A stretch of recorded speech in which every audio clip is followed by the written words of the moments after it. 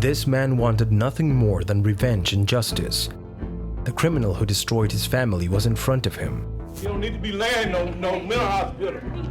He need to go to prison, man. He wanna play crazy. He wasn't crazy when he murdered my son, man. Lucas Kendall had become Donald Byrd's #1 enemy, as well as the enemy of everyone close to him for his terrible crime. He had been the protagonist in a horrific shooting that took the life of Donald's son and left his companion a paraplegic.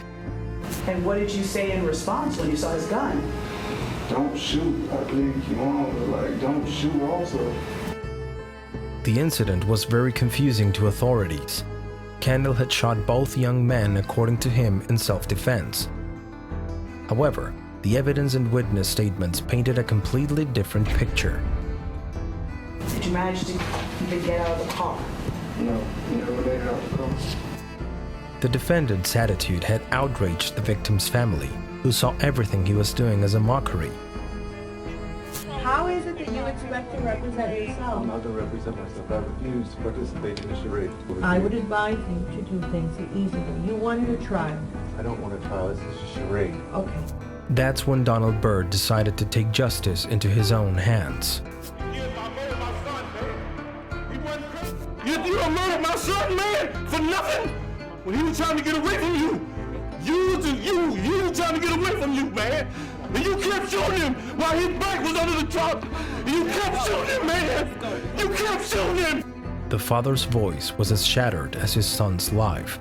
He couldn't understand how anyone could be so evil as to murder his little boy and yet declare himself innocent. The crime had been cold-blooded and with malice aforethought. La reacción violenta en el momento no se procesa, ahí solamente hay una explosión de furia, hay una explosión de ira. Y hay una ira, claro, contra una persona que atentó contra tu hijo. Culturalmente se sabe o se entiende que es el padre el que debería fallecer primero que el hijo. Culturalmente se dice eso.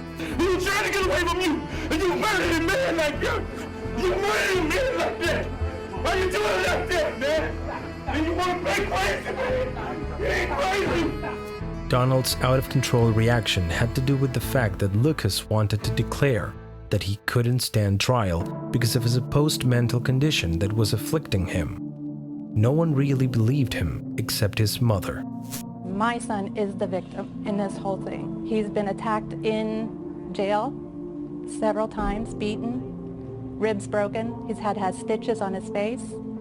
They had to put him in isolation for longer than 15 months, isolation. Nobody stays normal in isolation at that amount of time. However, the family of the young man who died on that fateful night didn't believe anything the accused said. For them, Kendall was fully aware of what he was doing on the day of the incident. My son was crawling underneath the truck trying to get away, and he stood there and continued to shoot. But yet and still, he feared for his life. How? How? For them, the whole show that Lucas was putting on was a big lie so he could escape his sentence. You don't need to be laying no mental hospital. He need to go to prison, man. He wanna play crazy. He wasn't crazy when he murdered my son, man. The defendant's plan would ultimately go nowhere, and he would be sentenced for second-degree murder and attempted second-degree murder. Find the defendant, Lucas Kendall, guilty of second-degree murder with a firearm. This was a little bit of justice for a family that ended up destroyed by the wickedness of a man who had no problem in taking the life of an innocent person. He was trying to get away from you, and you murdered him, man, like that. You murdered him, man, like that. Why you doing like that, man? And you want to play crazy, man? You ain't crazy. You ain't crazy, man.